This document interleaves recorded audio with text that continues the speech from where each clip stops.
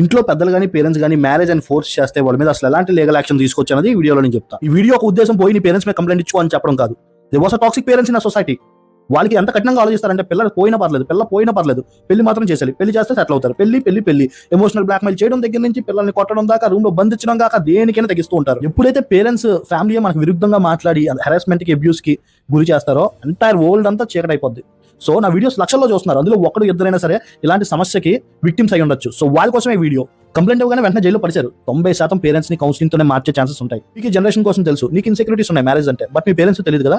So కళ్ళ కట్టినట్టు counselling లో చూపిస్తారు. సూసైడ్ గట్ట చేసుకోక లైఫ్ లో ప్రతి దానికి సొల్యూషన్ అయితే మాత్రం ఉంది. పెళ్లి పెళ్లి అని చెప్పి బెదిరించిన, మెంటల్ హెరాస్మెంట్ చేసిన, ఎలాంటి వైలెన్స్ ఉన్నా BNS 351 2 years జైలు శిక్ష పడుతుంది.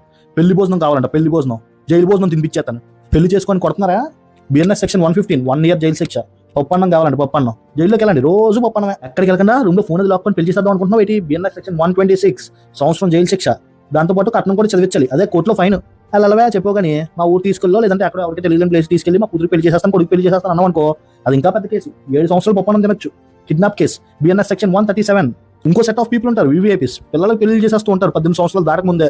అలాంటి వాళ్ళకి మాత్రం గవర్నమెంట్ కట్నమే పడుతుంది. చిల్డ్రన్ మ్యారేజ్ యాక్ట్ 2006 ప్రకారం గవర్నమెంట్ కట్నం ₹1,00,000 పైబడే కట్టాలి ఫైన్ కోర్టులోని. ఈ యొక్క వీడియో వల్ల ఎవరైనా మనోభావాలు దెబ్బతింటే సందీప్ రెడ్డి వంగ అర్జున్ రెడ్డి మూవీ చూడండి.